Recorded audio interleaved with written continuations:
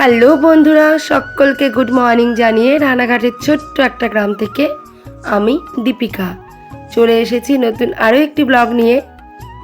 আমার নতুন আরও একটি ব্লগে তোমাদের অনেক ওয়েলকাম এবং অনেক ভালোবাসা জানিয়ে চলো আজকের ব্লগটি সকাল সকাল শুরু করা যাক।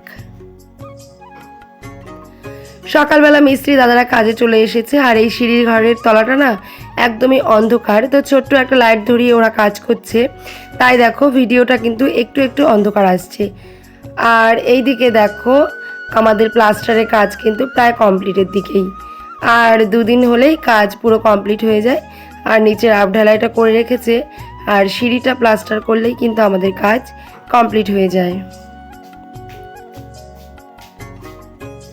আর ওই যে দেখতে পেলে যে একটুখানি জায়গা প্লাস্টার বাকি রেখেছে, তো ওখানেই টাইলস বসাবো। তো তোমার দাদাভাই নিয়ে চলে এসেছে আমাকে টাইলস দেখাতে।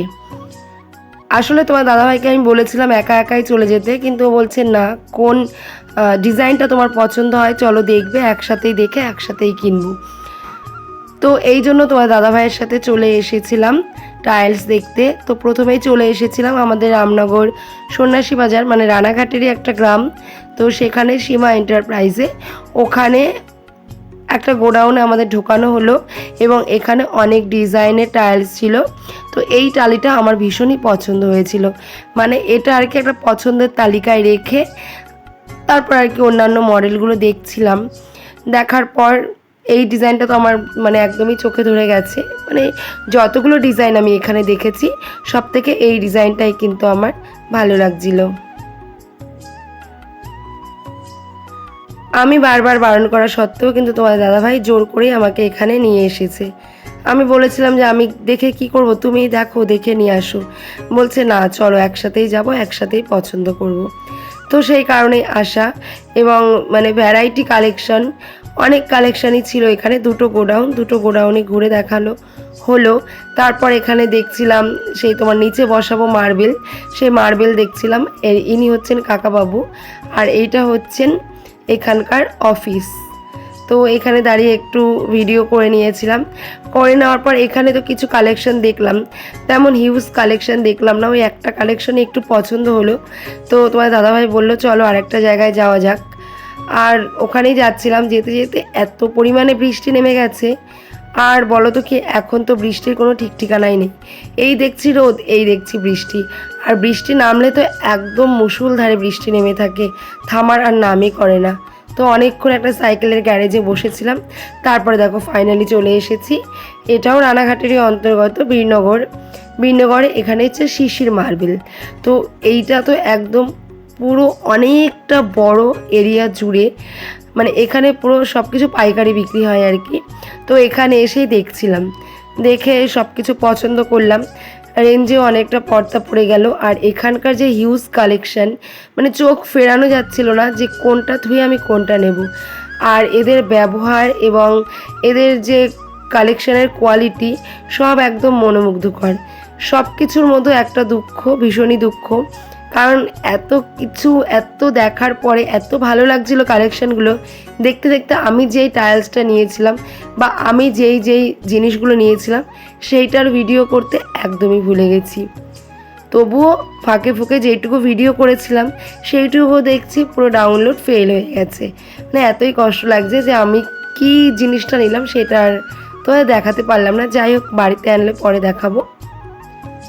আর এখন হচ্ছে সন্ধেবেলা। আসলে ওইখান থেকে আসার পরে ভেবেছিলাম তোমাদের সাথে পুরো ভিডিওটা শেয়ার করব, কিন্তু বাড়িতে আসার সঙ্গে সঙ্গেই শুনি আমার শ্বশুরমশাইয়ের শরীর নাকি ভীষণ পরিমাণে খারাপ করেছে। তো ওই কথা শুনে বাড়িতে মাংস আনা ছিল, ছেলে খাবে, সকালে মাংস এনে রেখেছিল। তো তাড়াতাড়ি করে তোমার দাদাভাই বললো আমি বাবাকে দেখে আসি, তুমি তাড়াতাড়ি করে রান্নাটা করে বাচ্চাদের খেতে দাও, কারণ যদি ওনার যা এখন শরীরের পরিস্থিতি, যদি এমন তেমন কিছু হয়ে যায় তো তোমার দাদাভাই বললো তাড়াতাড়ি বাচ্চাদের রান্না করে খেতে দিয়ে দাও। তো আমি তো রান্নাবান্না করতে চলে গেলাম। ও ঠাকুমা তো সেই কান্নাকাটি শুরু করে দিয়েছে। তারপর কি করব, বাধ্য হয়ে আমার শ্বশুরমশাইয়ের মুখে আজকে গঙ্গার জল দিতে হলো। মানে এমন একটা কাজ নিজে হাতে করব বা ছেলেকে দিয়ে করাবো, মানে স্বপ্নেও ভাবতে পারিনি। মানে একমতো বাধ্য হয়ে ওনার সাথে এত খারাপ, এটা একটা সত্যি কথা বলতে খারাপ ব্যবহারই।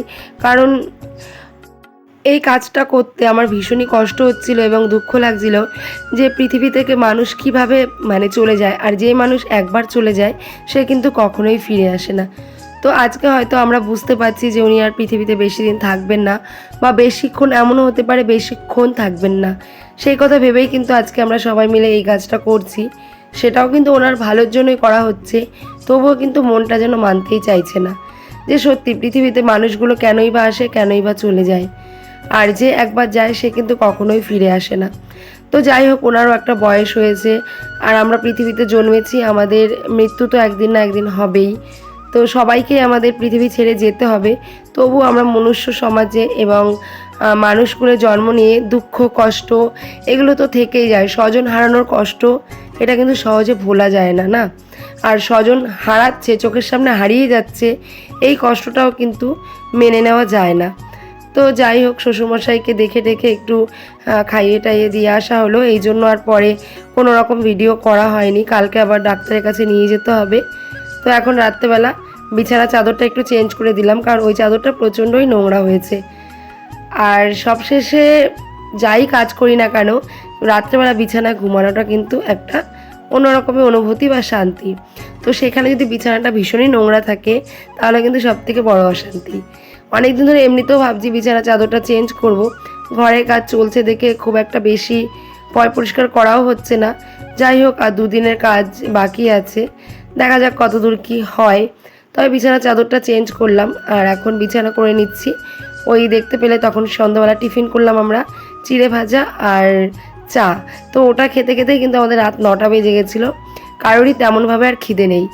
তো বাটিতে অল্প একটু চিকেন আছে, অন্বেষাকে বলা হলো যদি খিদে পেয়ে যায় খুব তাহলে ওটা খেয়ে নিতে, কিন্তু ও সেটা খায়নি। তো এখন আমরা বিছানা করে নিয়েছি, শুয়ে পড়বো বন্ধুরা। তো মানসিকভাবে ভীষণভাবে বিধ্বস্ত হয়ে থাকার জন্য ঠিকঠাক করে ভিডিও দিতে পারছি না। আশা করছি সব কিছু ঠিকঠাক হয়ে গেলে অবশ্যই আবার ভালো করে ভিডিও দেব। তো ততক্ষণ সবাই তোমরা ভালো থেকো, সুস্থ থেকো, সবাই খাওয়া দাওয়া করে ঘুমিয়ে পড়ো। তো এখনকার মতো গুড নাইট। যদি ভালো লাগে আমার ভিডিওটা তাহলে একটা লাইক করো, কমেন্ট করে দিও, আর নতুন বন্ধু যদি আমার ভিডিওটা দেখে থাকো তো চ্যানেলটাকে সাবস্ক্রাইব করে এই ছোট্ট দিদিভাইয়ের ছোট্ট পরিবারের পাশে থেকো। তো এখনকার মতো চলো, টাটা। দেখা হবে আবার কালকে, অবশ্যই সব কিছু ঠিকঠাক থাকলে। টাটা।